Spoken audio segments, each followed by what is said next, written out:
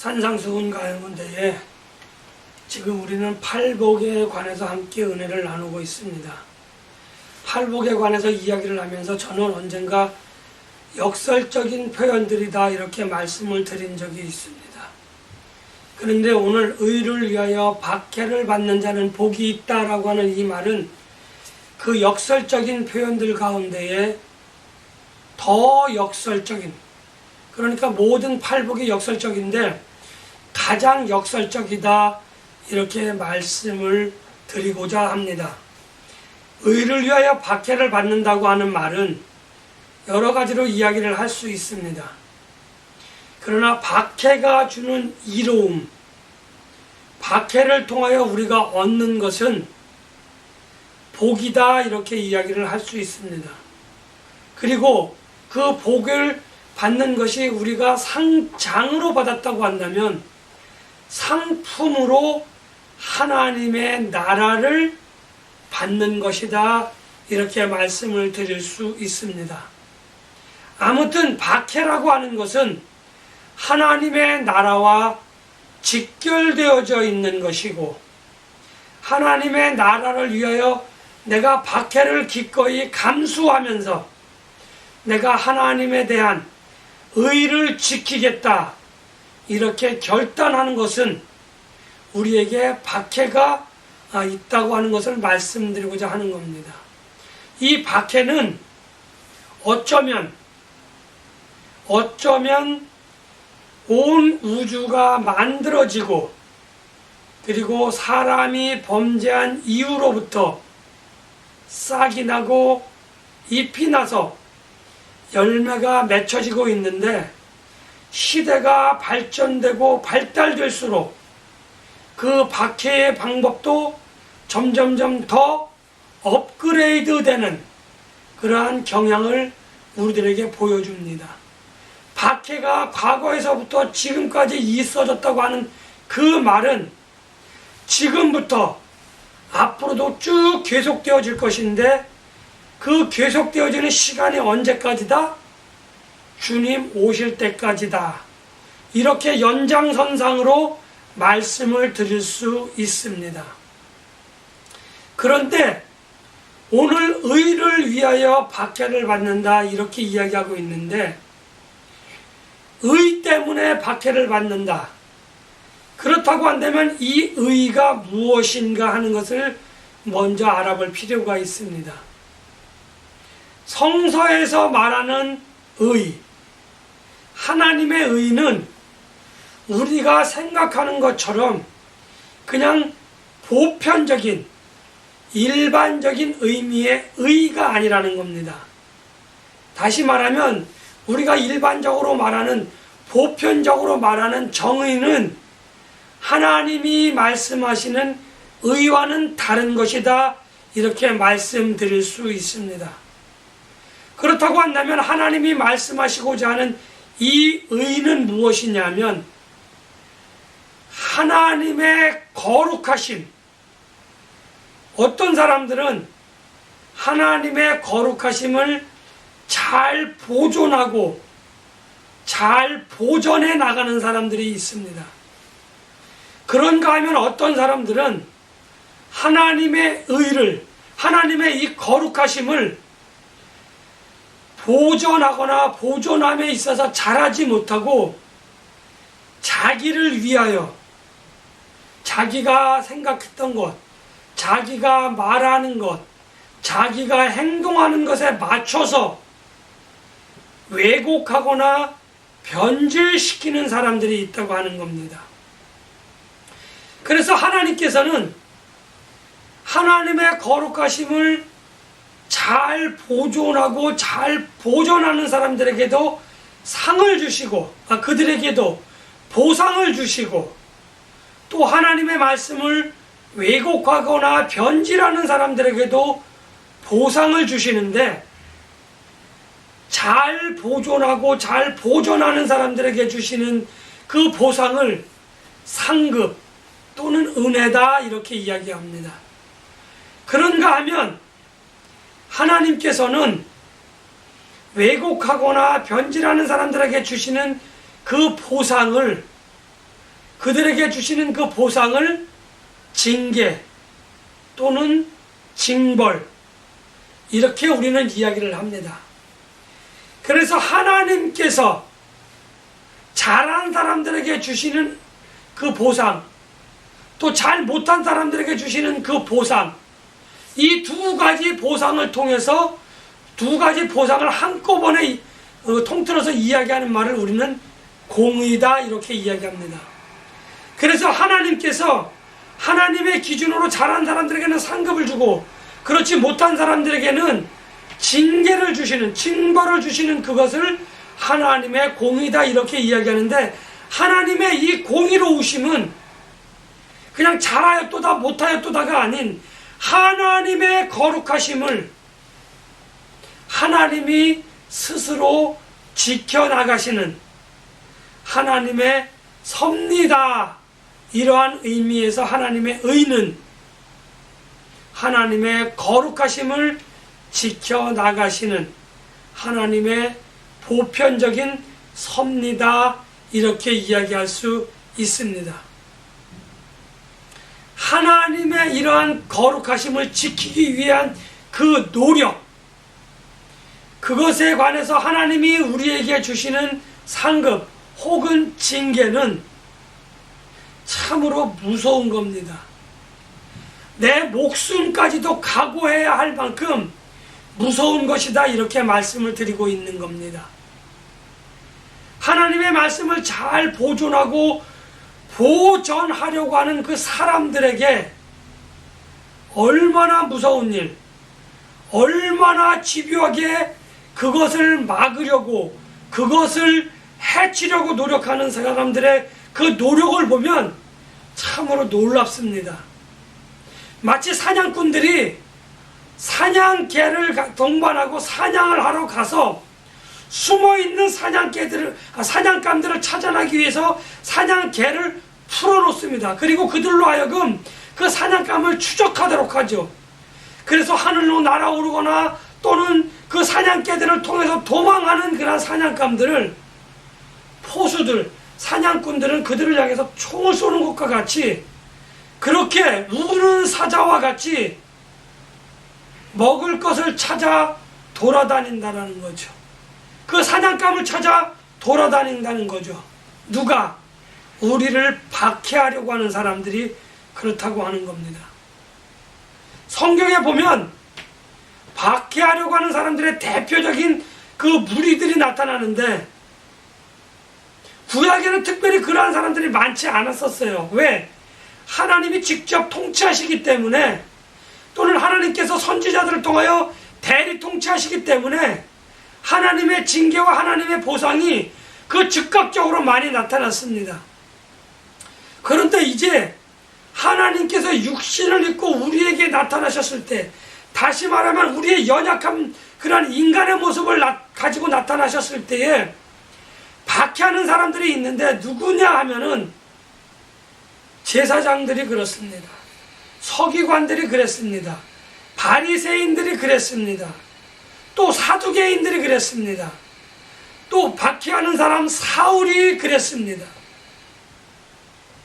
이들의 박해가 예수님의 죽음과 함께 끝났으면 사울이라고 하는 사람이 존재할 이유가 없었고 사두개인이라고 하는 사람들이 존재할 이유가 없었습니다. 예수님의 죽으심과 함께 박해가 끝났으면 참으로 다행인데, 예수님의 죽음과 예수님의 부활과 예수님의 승천을, 예수님의 재림을 전하는 사람들을 박해하는 사람들이 나타났다고 하는 겁니다. 그런데 그 박해하는 사람들이 오늘 성경 말씀대로라고 한다면, 하나님의 말씀대로 한다면 모든 악한 말로 복음을 전하는 그 사람들을 박해했다고 하는 겁니다. 심지어 그들은 죽기까지 하였던 겁니다. 그러면 죽기까지 복음을 전하는 자들이 미련한 것일까요? 그들의 순교가, 그들의 죽음이 미련한 믿음의 결과일까요? 하나님을, 삼위일체 하나님을 믿음으로 고백하는 우리들이 볼 때에는 그들의 피가, 그들의 죽음이 거룩한 죽음이다 이렇게 이야기할 수 있지만, 이야기를 하는 사람들에게 있어서 그들의 죽음은 우리들을 얼마든지 비난할 수 있습니다. 잠깐만, 한순간만 예수를 부인하고 복음을 부인하며 살아나서 그리고 다른 데 가서 복음을 또 전하면 되지, 참 멍청해 라고 이야기할 수 있는 사항들입니다. 그렇지만 그들은 단순히 복음을 잠깐 부인하는 그러한 일들이 자기의 목숨을 살릴 수 있는 좋은 찬스고, 또 자기들이 복음을 전할 더 많은 기회를 가질 수 있는 좋은 기회였지만, 그들은 복음을 잠시 부인하는 것이 복음을 왜곡하고 변질시키는 것이다, 또 하나님의 거룩함을 왜곡하고 변질시키는 것이다 라고 판단하고, 그들은 복음과 그 복음을 전하는 일을 위하여 결단을 했던 겁니다. 복음이라고 하는 것, 온 세상을 구원할 만한 그 기쁜 소식을 그들은 자기들의 목숨과 바꿀 만큼 그렇게 대단한 결단을 했던 겁니다. 다른 말로 이야기하면 그들에게는 복음이라고 하는 자기의 목숨과도 바꿀 수 있는 대의적인 죽음을 가졌던 거죠. 밀정이라고 하는 영화를 보면 거기에 이중첩자인 그러한 사람이 나타납니다. 그래서 그가 마지막에 이제 죽임을 당하기 직전에 스스로 항변을 합니다. 너 왜 이중첩자 노릇을 했어? 왜 우리의 기밀을 일본군에게 넘겼어? 라고 이야기하고 묻자 그 사람이 항기만 합니다. 대한민국이 해방될 줄 몰랐어. 그렇게 이야기를 합니다. 만약에 해방이 될 줄 알았다고 한다면 그 사람의 말에 의하면 나는 밀정이 되지 않았을 거야 라고 이야기합니다. 아직까지 온 세상은 복음화되지 못했습니다. 그러나 그들은 자기가 죽는 순간 하나님의 나라가 내 것이 될 것이라고 하는 그 믿음의 확신 때문에 복음을 위하여 내 목숨을 버리겠다라고 하는 결단을 할 수 있었던 겁니다.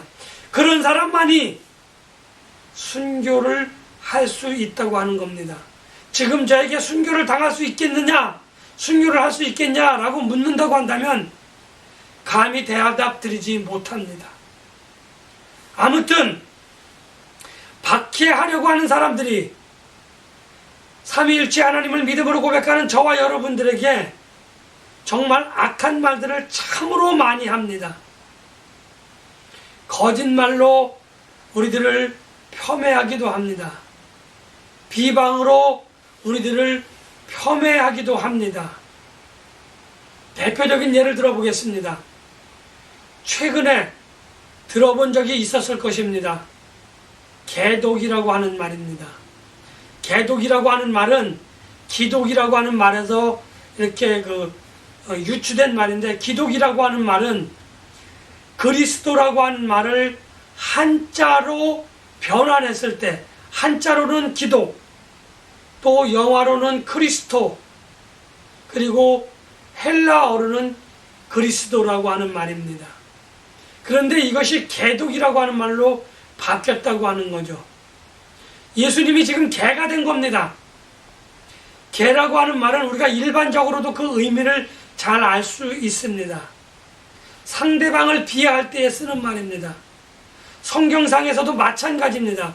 그러나 비하보다도 더 비하하는 그 말이 있는데 그 중에 하나가 개라고 하는 말로 쓰였다고 하는 것을 우리는 성경을 읽다 보면 알 수 있습니다. 그리스도라고 하는 아름다운 말이, 그리스도라고 하는 숭고한 말이, 고결한 그 이름이 개독이라고 하는 말로 바뀌었다고 하는 것은 참으로 신앙인으로서 자존심이 상하는 말입니다. 신앙인으로서 부끄러운 그러한 말입니다. 왜요? 우리의 생각과 말과 행동이 고귀하고 아름다운 그리스도라고 하는 말을 개독이라고 하는 말로 바꿨기 때문입니다. 그래서 그랬는지는 모릅니다. 이 개독이라고 하는 말은 한순간 확 퍼졌다가 갑자기 확 쪼그러들었어요.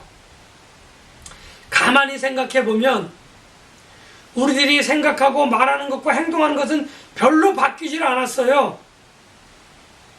그런데 아마 하나님께서 개입하셔서 그 말에 하나님께서 일종의 징계를, 공의로우신 하나님께서 그 말을 하는 사람들의 주장을 약화시켰고, 그 말에 대해서 아마도 하나님의 개입으로 인해서 그 말이 갑자기 확 퍼지는 듯 하였으나 갑자기 축소되고 갑자기 쭈그러들었다고 하는 것은 하나님의 공의가 보이지 않게 그들에게, 그들의 주장에 그렇게 전해졌다, 그들에게 하나님께서 공의를 베풀었다, 이렇게 말씀드릴 수 있습니다. 참 희한한 일입니다. 갑자기 확 줄어들었어요. 저도 그 이유를 알 수 없습니다. 이제 예수님께서 이렇게 박해하는 자들의 언행을 갑자기 공의롭게 간섭하셔서 축소하셨던 그 이유, 하나님께서 스스로의 거룩하심을 하나님께서 지키셨다, 이렇게 말씀드릴 수 있습니다. 그들의 주장이 정말 하나님이 개 같아서 개독이라고 했겠느냐? 아닙니다. 저와 여러분들이 생각하고 말하고 행동하는 것이 하나님의 거룩하심을 나타내지 못했기 때문에 우리들은 그 비방을 기꺼이 감수하고 또 그 비방을 들었을 때에 우리는 참회하고 하나님 앞에 고백하고 우리의 생각과 말과 행동을 하나씩 하나씩 바꾸어 나아가야만 했습니다. 우리가 바뀌지 않았음에도 불구하고 우리가 무엇으로 그들을 그 주장을 막을 수 없었음에도 불구하고 하나님께서 그러한 말에 뭐라 그래야 되나, 좀 더 넓게 퍼지는 것을 하나님께서 막으셨다고 하는 사실은 참으로 놀랐습니다. 우리의 지혜와 언변으로는 그것을 막을 수 없었기 때문에 하나님께서 직접 간섭하지 않으셨나, 저는 그렇게 생각을 해봅니다. 우리의 생각하는 것과 말하는 것과 행동하는 것은 하나님의 영광을 가리고 있습니다. 하나님의 영광을 높이고 하나님의 거룩하심을 드러내야 되는데 그렇게 하지는 못할지라도 우리는 그것을 가리거나 우리는 그것을 왜곡하고 변질해서는 안 된다고 저는 지금 여러분들에게 말씀을 드리고 있는 겁니다.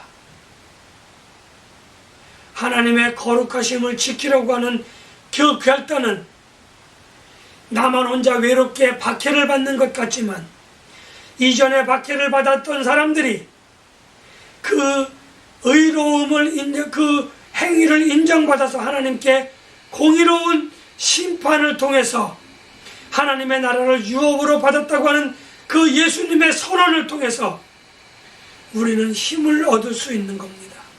우리가 지금 하나님의 거룩하심 때문에 박해를 받는다고 하는 것은 그렇게 결단하고 우리가 하나님의 거룩하심을 보존하고 보존하겠다고 하는 그 결단은 우리들에게 하나님의 나라를 상급으로 주신다고 하는 그것을 우리는 기억해야 합니다.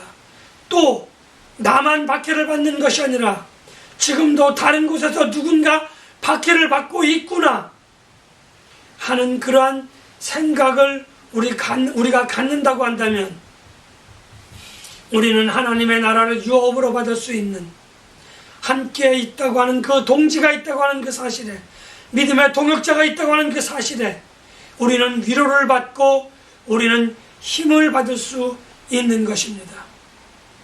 예수님이 그랬던 것 같이, 많은 믿음의 선진들이 그랬던 것 같이, 오늘 많은 사람들이 결단할 때에 그들에게는 하나님의 나라가 상급으로 주어진다고 하는 그 사실을 우리는 기억해야 합니다. 그래서 예수님께서는 많은 선지자들이 박해를 받았지만 하나님의 나라를 상급으로 받았다, 이렇게 오늘 우리들에게 이야기해주고 있는 겁니다. 여러분들에게 말씀을 드립니다.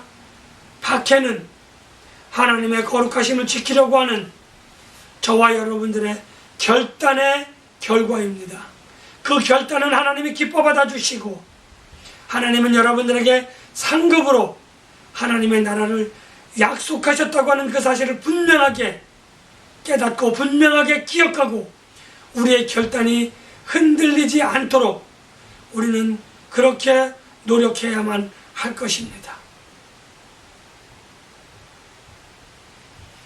우리의 결단으로 말미암은 그 박해를 자칫 우리는 내가 무언가 잘못했을 때에 이웃들로부터 비방과 비난을 받는 것을 우리는 박해라고 생각을 합니다. 내가 생각하고 말하는 것과 행동하는 것이 잘못됐을 때에 박해를 받는 것을 우리는 그것을 의를 위한 박해다, 이렇게 착각을 합니다. 그것은 박해가 아니라 고난과 고통입니다. 하나님으로부터 받는 의를 위한 박해 중에 하나님의 징계다, 이렇게 판단하기도 합니다. 그렇지 않다고 하는 것을 저는 여러분들에게 말씀을 드리고자 합니다.